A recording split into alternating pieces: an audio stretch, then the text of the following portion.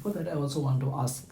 I see how deftness you have in the thought process, and I like the way you see the failure. Failure is this is just one of the event, one of the part of the life, and this will go Absolutely. side by side. But I like the way you explain and how do you see the senior, how do you see the failure. And I was reading, I don't know, but I was reading somewhere research paper.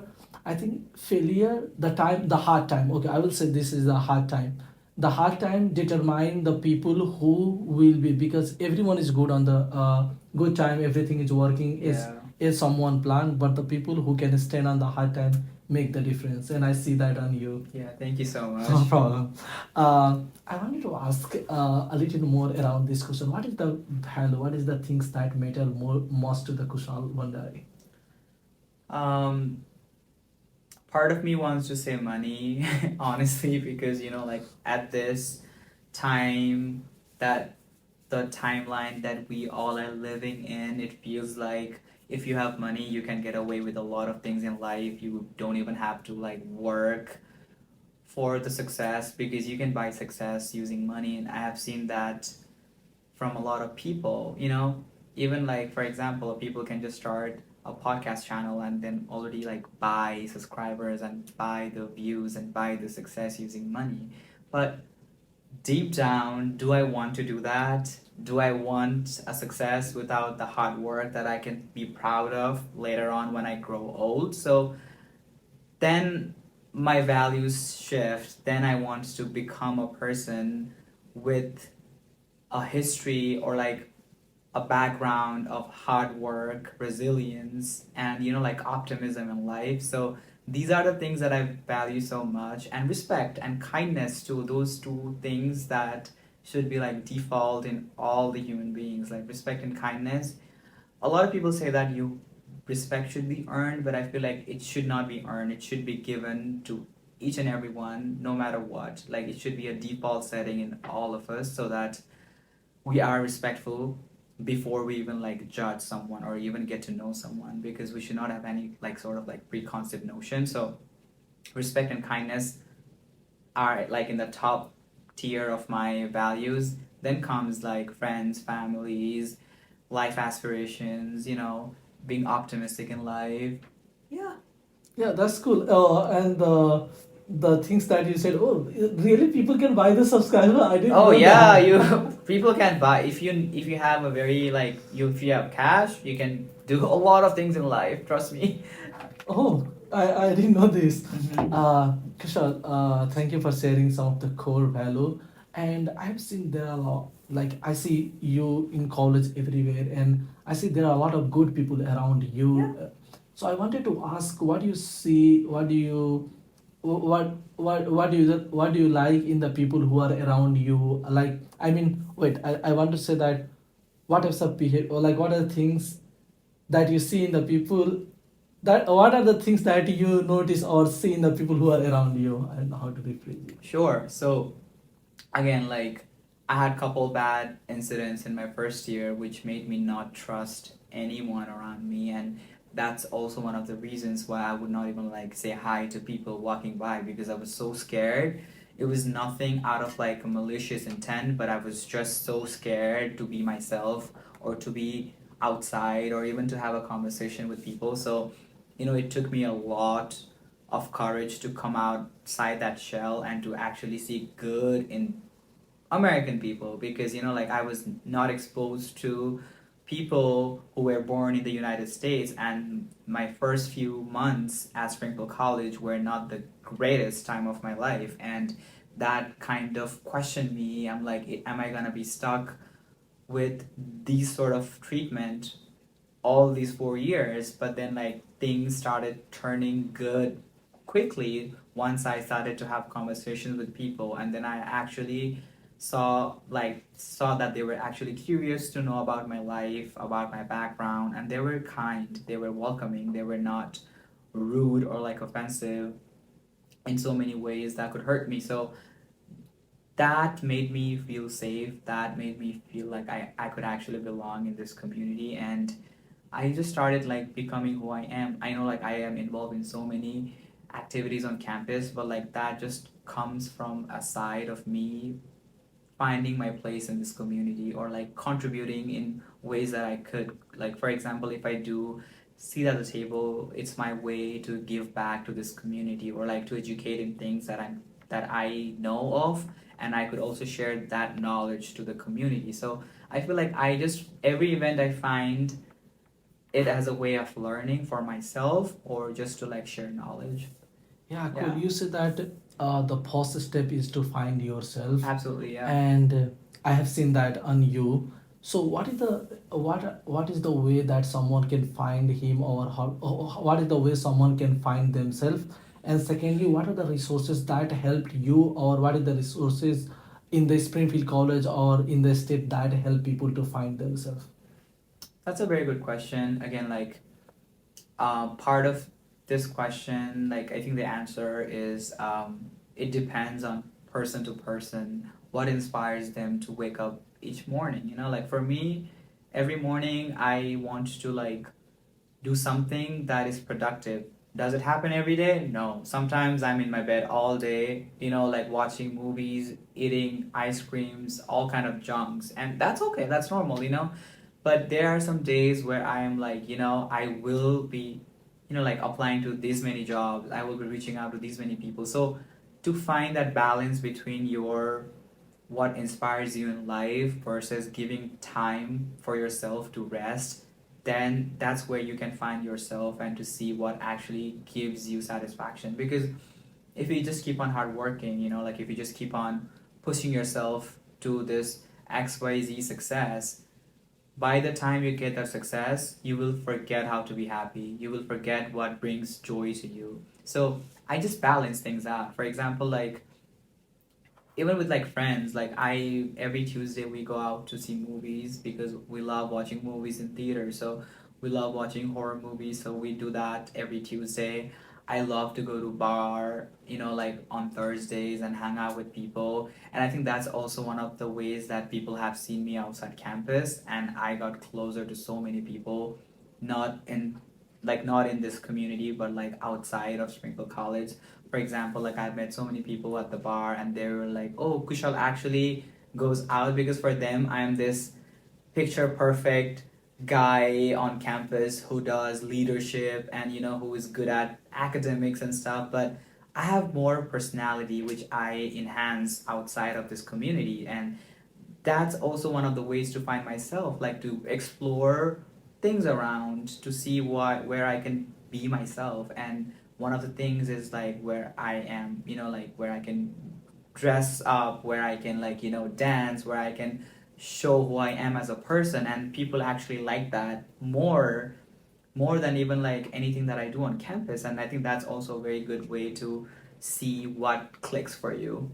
Yeah, I don't know if perfect. I like went overboard, but I hope you understand what I Oh, tried to perfect. mean. Thank you. Yeah. Thank you very much for explaining the real meaning of balanced life. Because in this race, even I think I'm also in that one, and a lot of Yeah. people we just focus like if we are doing good in school, we are just getting success. If Absolutely. someone is just playing, they just play. But at the same time, they forget to balance real life versus Absolutely. the scripted life. True. Yeah. Yep. Thank you. Thank you very much for clearing the concept of balanced life. Yes. Let me introduce the multi-talented Kushal Bhandari now. Kushal, I heard that you are a very good poet. You write the poetry. I try. I would say I would not say very like talented poet, because you know like I am a beginner. I have written some poems that people have loved, and it's also published on the Alden Street Review, which is like a magazine for our college. So yes, I have published few of my poems, but you know I try. Like it's I would not call myself a great poet of all time, but I try. You know, it's a way of expressing myself. So yeah. Yeah, would you like to share some of the poems, some of the lines with us Sure. today? Alright, I'm gonna like read this recent poem that got published on the Alden Street Review. Hold on. Alright, so it's called Maybe in Another Universe. So this is the poem that I wrote when I was working, and I'm like, you know, let's write something that I wanted, that I was feeling. And I feel like poems are a way to express my emotions, my anger, my dissatisfaction, and my expectations from love. So it goes like this. Maybe in another universe, confessing the truth would not be so daunting. Eyes could speak what lips dared to seal. I would have taken the leap, faced the storm, and spared myself the torment of hopeless love. Maybe in another universe, I would not glance at you and feel the butterflies flutter, for we would have inked two golden fish on our wrists. As I would lose myself in your turquoise gaze, you would swim through my ecstatic tears. Maybe in another universe, we would be giraffes on the sunlit plains of Cape, gazing freely beneath a sky that never burned, or yaks herded by monks in the Himalayas, living each day in quiet solace, each night curled next to our souls. Maybe in another universe, love would be the only language mankind spoke. What is, what is now deemed hate would be but a bouquet, and at the funeral of vileness, you would place a white poppy in my hands. That's the universe where I would finally be yours. It's kind of romantic, but that's how it ends. Would you Yeah. like to, I don't know, summarize or give the overall meaning in very short to us? Sure. So maybe in another universe, as the title says, it's what I expect from my life, which has not happened in this universe. So maybe in another universe, I could be finally be yours. So I'm talking about this imaginary person who I could not have in this universe. So maybe in next universe, maybe we were like giraffes in Africa, you know, like not have to worry about being a human being, not have to worry about work or study. We are just like eating grass, or we are just yaks in the Himalayas in Nepal, you know, like in the cold, not being a human. So I'm just like exploring the variation of how each universe could be different if, you know, like if I wanted to. So that's my way of exploring things within like writing. Wow, that's so Yeah. that's so inspiring. Now I'm inspired. I think tonight I'm going to write the poem. You should definitely, yeah. Yeah. Thank you. Thank you for sharing the great poem. And now I have. I think it will not be justice to start without saying this. Thank you very much. For being the face of international student at Springfield College. Absolutely. Yeah, we talk number of time about the student trustee. This is, I think, one of the biggest uh, position that a student is international student is holding in Springfield College. And thank you for doing this all to give a kind of different level of identity to all the international students. Thank you. The people who don't know about the student trustee, please take us to the light of what is a student trustee and what do you do there. Sure. So basically, student trustee is this position that works within the board of trustees. So basically, the board of trustees are the governing body of an institution. So at Springfield College, they make all the institutional level changes. For example, if there's like a budget cut, if there's like a plan to like build a new building or destruct a new building like Gulik, everything has to be approved by the board of trustees. So they are the people who basically control this place. So my position comes in when I act as a bridge between the student body and the board. And I can also make suggestions on like if things are, you know, like good or bad. And I can also represent the problems that students have and bring it to the board. So it's basically like how you would find ways to address the problems that the student body has, and bring it to the board to, because they don't live here, they don't live in this community, but I do, and I see the problem. So my job is basically to like take all those problems and share it with them. Yeah. Yeah, thank you for making it clear. And before this podcast, I talked with other people in the college, and I think numbers of people told me to ask how did becoming a student trustee has opened the door for the other opportunity for Kushal Bhandari. Sure. So after I became the student trustee, it came with a lot of responsibilities, of course, power and prestige, of course. So being that person, and like, so how I see this position is like, I don't want it to define who I am completely. It's a part of me, and I would like to use this platform to do things that could give back to this community. So I feel like one opportunity that was open for me as being the student trustee is the community outreach. Like, I did a project to help students in like housing, and who were going through like housing anxiety. So I raised like more than like 13,000 in a day to help students who have like no place to go during breaks. So that's the project that I wanted to do, and I was able to do because of the fact that I was the student trustee, and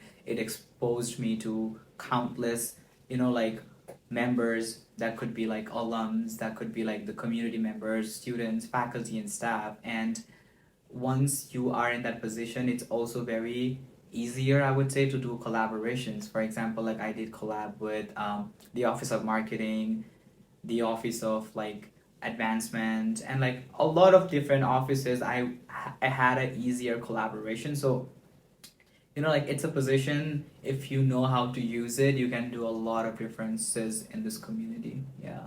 Yeah, thank you. Thank you for doing the break housing Yeah. fundraising. Actually, I don't know how many times I can just say thank you to the Kushal Bhandari because he have done a lot of things. And right now, I also live on campus, so I got the discount in my housing. So I'm very thankful for that. Yeah, and also like, biggest thank you to, of course, all the people involved in making that decision. To like, thank you to the board of trustees, thank you to our president, MBC, thank you to Dr. Slandy and all the people involved, because they have helped me a lot to like give justice to this project. And because a lot of people don't know about break housing anxiety, because once they go out during the break, they just hang out with their family and friends, and they don't know what happens on campus. But it's people like us who are stuck here, who have no choice to go back home because it's very far away. So and for us to like highlight that problem, it was so important, and I'm so glad that I was able to like collect that amount. And I know it's not the end of the problem yet, so but at least we can attest that people are aware of this problem now, and it's like people like you who could make a difference for like upcoming people, for yourself. So Yeah, thank you, Kushal Bhandari. I think it feel like I can listen whole day to you. You have I a love lot talking. of Yeah. you have a lot of things, a lot of good things to share with us. But almost we are at the end of the podcast, Sure. and before that, I was just thinking to ask you share whatever the message or whatever the advice or whatever you want to share to our audience. But I'm having very hard to give you the target audience like student, international student, because you are all over the place and you Sure. cover a lot of things. So I'm just giving you share some wisdom, some Sure. thoughts, some experience with at the end of the podcast. What do you want to give to us? Sure. I just want to say that life is full of ups and downs. As someone who have faced it multiple times, maybe a couple of weeks ago, right after graduations, like I have had rejections right after graduation within a span of 1 week, and I'm still here like talking about how we have to be positive in life. So it's something that you cannot avoid. It's a part of being a human being. Like, you will face disappointments and rejections, but the biggest thing that you can do and control is how you will let that affect you. So always try to find courage within yourself. I know it's so difficult to like practice. It's easier for me to say that, hey, be be out for yourself, but when you actually try to do it, it's very tough. So I hope whoever is watching this, I hope that you find that courage to be yourself in life, and please don't ever give up on yourself. When you stop like to give up, sorry, when you stop to